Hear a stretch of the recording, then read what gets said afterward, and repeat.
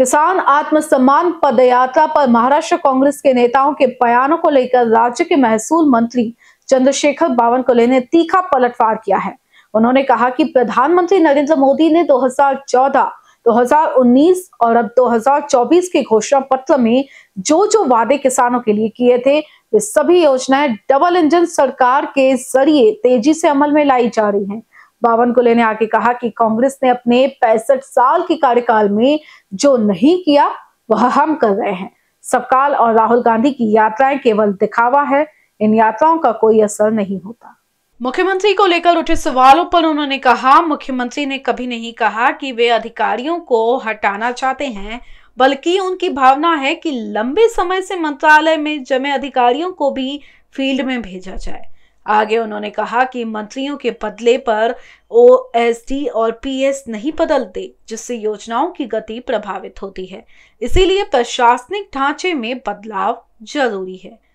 उन्होंने स्पष्ट किया कि किसी भी पार्टी में एक पद के लिए 4 इच्छुक होते हैं। चयन प्रक्रिया में सभी को विश्वास में लिया गया है।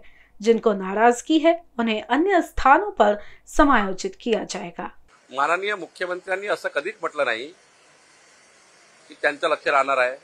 माननीय मुख्यमंत्र्यांची भावना एवढीच आहे की आमचे ओएडी, आमचे पीएस हे वर्षानुवर्ष 20-20, 30-30 वर्ष मंत्री बदलतात, पण पीएस बदलत नाही।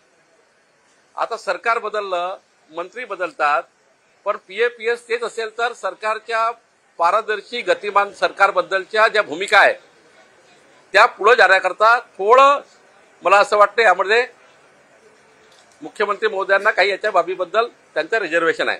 आणि गोष्ट खरी आहे, जेव्हा मंत्री बदलतात तेव्हा नव्या दमाचे पीएस आले तर अजून चांगल्या पद्धतीने त्या ठिकाणी मंत्रालयीन कारभार त्या ठिकाणी अजून सुकर होतो आणि अजून गतिमान होतो। आता मी मंत्री झाल्यावर, महसूल मंत्री झाल्यावर मी 4 पीएस नवीन घेतले तर ते अधिक जोमाने काम करतात आहे।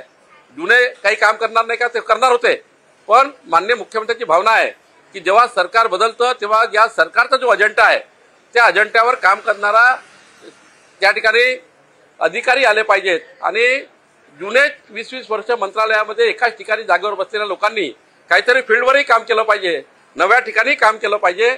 शेवटी एकाच एक पोस्टवर आपण जेव्हा अधिकारी ठेवतो, नॉर्मली आपण कलेक्टर वगैरे बघा 2 वर्षांनी 3 वर्षांनी बदल्या होतात, एसपीच्या 2 वर्षांनी 3 वर्षांनी बदल्या होतात, एडीओच्या बदल्या होतात। तर मग मंत्रालयीन कॅडरमध्ये जे लोक बसले आहेत त्यांनाही वेगवेगळं काम मिळालं पाहिजे, ही भावना त्यांची आहे।